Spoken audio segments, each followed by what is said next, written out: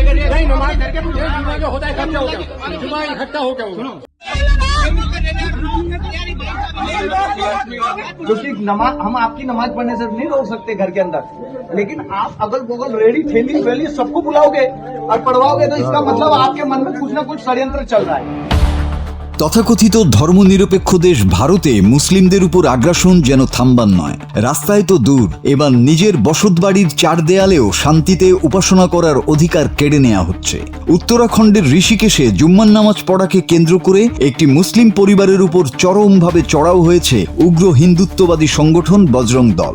এমনকি রাস্তায় আটকে সাধারণ মুসল্লিদের আধার কার্ড চেক করার মতো ধৃষ্টতাও দেখিয়েছে তারা।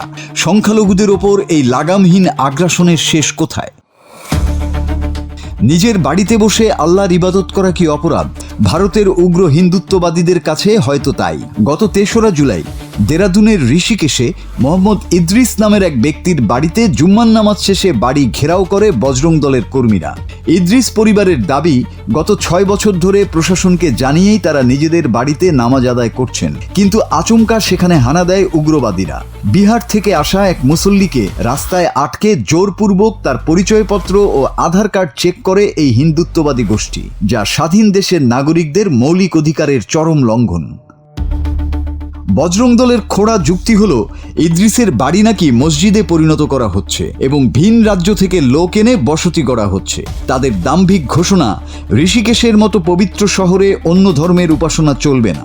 নিজেদের ফেসবুক অ্যাকাউন্ট থেকে ভিডিও ছড়িয়ে উল্টো মুসলিম পরিবারকেই হুমকি দিচ্ছে বজরং দল নেতা নরেশ উনিয়াল। পুলিশের সামনেই মুসলিম পরিবারের সাথে তাদের এই প্রকাশ্য দুর্ব্যবহার যেন প্রমাণ করে ভারতে সংখ্যালঘুদের নিরাপত্তা আজ কতটা হুমকির মুখে। ভারতের হিন্দুত্ববাদী সংগঠনগুলোর এই ইসলাম ফোবিয়া এবং উগ্র আগ্রাসন শুধু মানবাধিকারের চরম লঙ্ঘনই নয়, বরং এটি গোটা বিশ্বের বিবেকবান মানুষের কাছে এক বড় প্রশ্নচিহ্ন। প্রকাশ্য রাস্তায় আধার কার্ড চেক করার অধিকার বজরং দলকে কে দিল? ভারতের প্রশাসনের এই নীরবতা আসলে উগ্রবাদকেই প্রশ্রয় দিচ্ছে।